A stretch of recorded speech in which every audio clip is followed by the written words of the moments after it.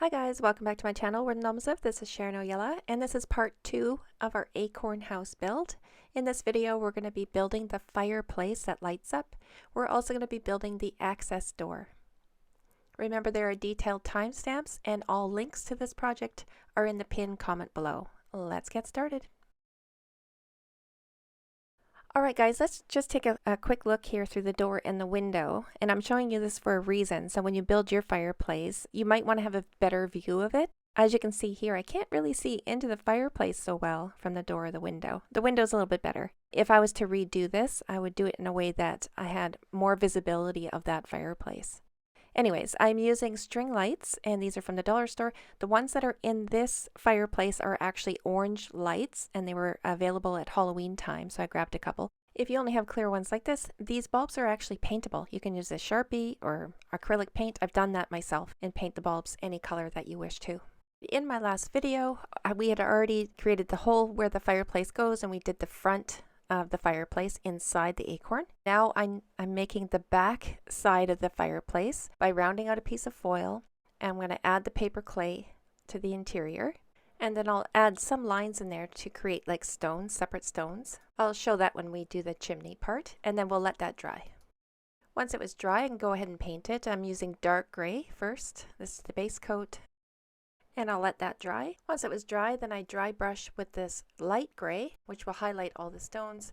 Now remember, I did do some lines in there with a tool, and you can't really see them yet. I'll highlight them with black paint here.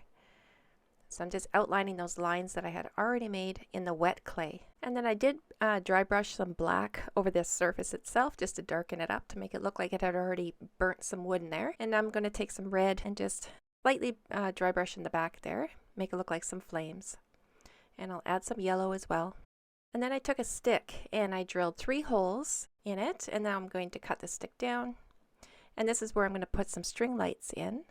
And I ended up making 2 sticks. Like this was evolving as I was building. I didn't know I was going to be doing all of this, but anyways, I pulled the string light through the bottom of the fireplace and then up through the holes, and then the extra wire is just folded underneath. And you can see I've already added another stick beside it and just glued those together and put some bulbs in there as well. I glued some beads over top just for texture, and then I painted them black.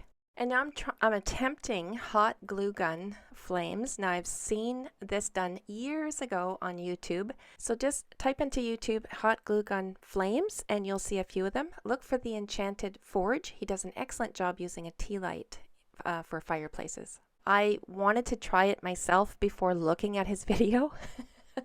And I should have looked at his video first, because he has excellent realistic flames, and I could have done a really great job here, but I was just being stubborn and wanted to do it myself. So I got a few flames in there, and now I'm painting them red and yellow.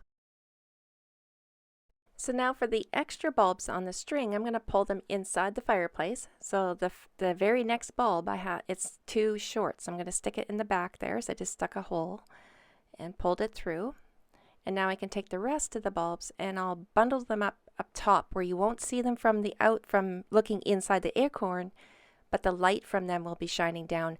And you can see underneath my bulbs, I put some reflective foil. And this is self-adhesive foil that I got in the dollar store, and it comes in different colors. I just put it underneath the bulbs because, as you can see, it reflects the light. And so for the bundle of lights there, I've stuck a wire through and around the lights to hold the lights in place. And then the battery pack's going to go underneath the acorn. And you want to make sure you have enough of that string with the battery pack where you can pull the battery pack out and change the batteries in the future. Now all I had to do was just hot glue the chimney into place, or the back of the fireplace underneath the chimney into place, and then add the paper clay over the entire thing. And this is where you can see I added lines with my awl to create separate stones, and I'll let that dry. Once it's dry, of course, you can go ahead and paint it, and I did my chimney and fireplace the same colors that I did the inside of the fireplace. So from here down is just loosely rolled foil that I hot glued in place, and I did hollow out the very top of it, and it goes down about 2 or 3 inches, so I'm just going to paint that with black paint to make it look like it keeps going. And I painted the bottom, then I dry brushed up around the sides of the chimney. As I was drying, I made myself another little tree on this side with branches going over the chimney and up along the acorn walls. And there's the front of my little porch, the top deck. and it's resting on 2 branches. I'm going to be adding to those later. But for now, I'm going to add a little roof here in the shape of another acorn cap. So again, that's just foil hot glued in, and then paper clay over that.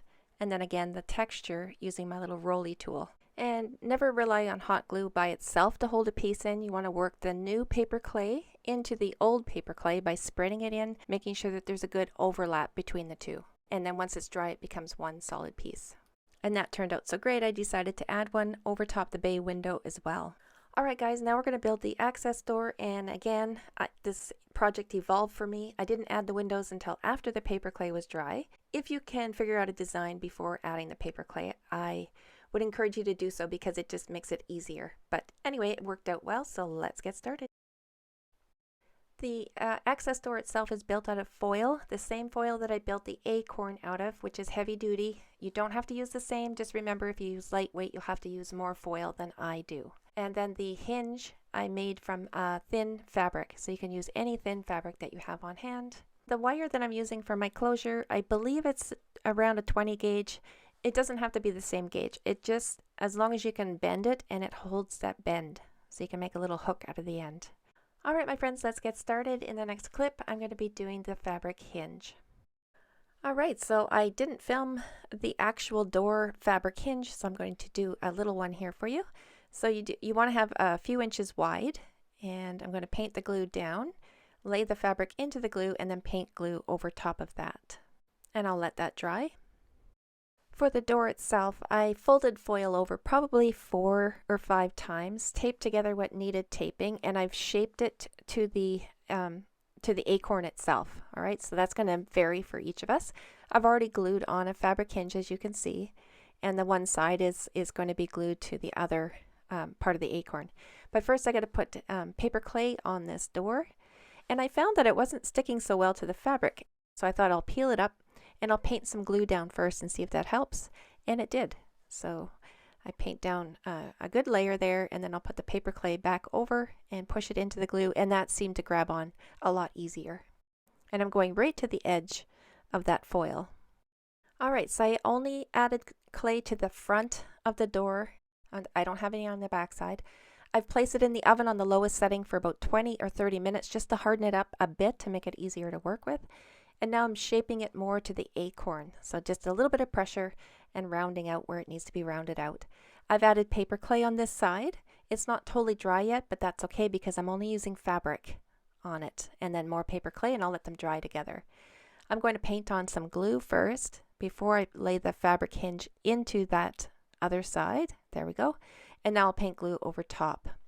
Now I'm going to add the paper clay here, and I'm only doing the center because I didn't know how the whole hinge was going to work. I've never done this fabric hinge so large before, so I just did the center first to see how it was going to work. My ruler is keeping the paper clay from going into the part of the hinge that's going to be opening and closing. Okay, so you want to keep that center part free of any glue or paper clay. So I'm pushing the paper clay right up against the ruler. Now I'm going to open the door, and I'm pushed it into that new paper clay to make that indent that you see, so the door can open all the way once it's fully dry. And then I let that dry, I believe overnight, and then the next day I realized the hinge is going to work just fine, so I ended up adding paper clay to the rest of it. And so again, the glue over the fabric and then the paper clay over that, and then let that dry. I let it sit overnight with fans and in the hottest room in my house, and it dried perfectly fine. The hinge works great. There's nothing, I didn't have to worry about anything there. I could have done it all in one shot, but again, it was the first time I'd done a hinge this large. On this side, I covered up the foil with masking tape. After I got that done, I did a thin strip of fabric around the entire edge to cover up the edge foil instead of adding paper clay. I could have done paper clay there as well. And then after I got the fabric on there, then I did add my book pages to give me a paintable surface. And then once that was dry, I did paint. And I'll be doing the painting video in the next video that's coming up.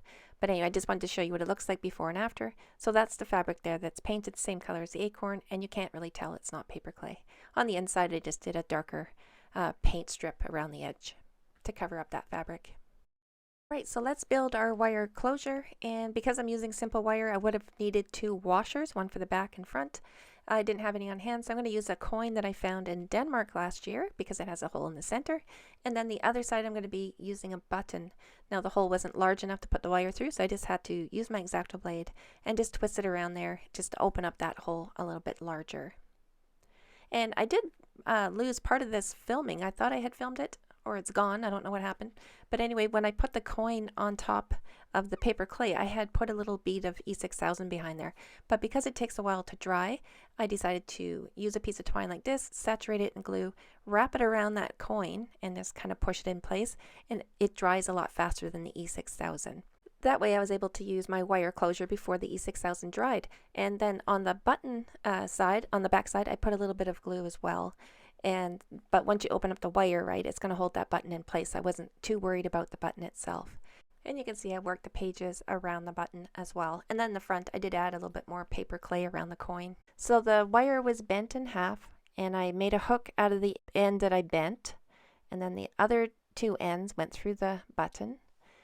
And to make the closure work, I used a copper nail. So I just put a hole into the side of the Acorn. And with E6000, I glued that in. So I just made a hole with my awl, put in the E6000, put in my nail, and it's really held in there pretty strong. So I'm not worried about that coming out.